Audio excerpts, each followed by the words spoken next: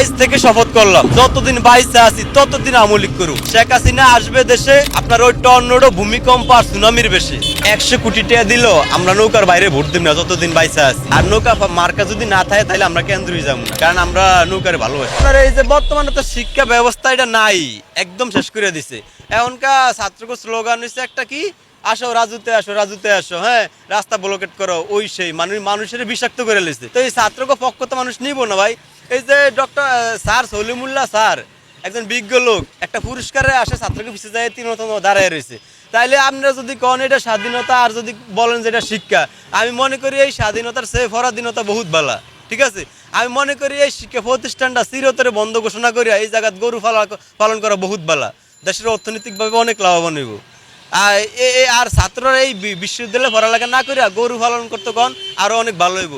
আপনার এই যে চায়না সুইটে যারা পড়ালেখা করে তারা বড় বড় প্রকৌশলী আর বড় বড় আপনার পদ্মা ব্রিজ বানায়, আর বাংলাদেশের বুয়েটে যারা পড়ালেখা করে তারা পরীক্ষা দেয় মানে পদ্মা ব্রিজে কটা নাট লাগাইছে, কটা বল্টু লাগাইছে। তাহলে দরকার কি এই বিশ্ববিদ্যালয়ে পড়ালেখা করিয়া? বিশাল বড় একটা এরিয়া, এটা তো গরুর খামার করা আরো ভালো। আরে ভাই পৃথিবীতে অনেক বড় বড় বিশ্ববিদ্যালয় আছে না, আইজ অব্দি এই বিশ্ববিদ্যালয় পৃথিবীর 100 বিশ্ববিদ্যালয়ের মধ্যে নাম নাই। তাহলে এই বিশ্ববিদ্যালয়ে আমাকে ওই বাংলাদেশের কি রেজাল্ট দিব?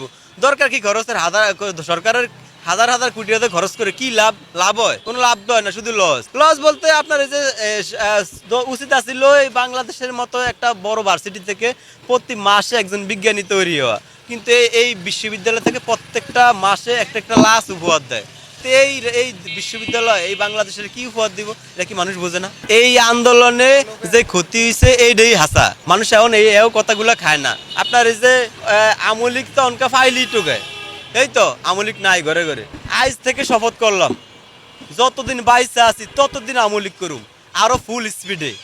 এই দেশে যত আমলিকের কর্মী আছে সমস্ত প্রশাসনের কাছে এত বুলেটও নাই, সব বুলেটও যদি খরচ করে তারপরও আমলিকের কর্মী থাকবো, ঠিক আছে, যাইবো না।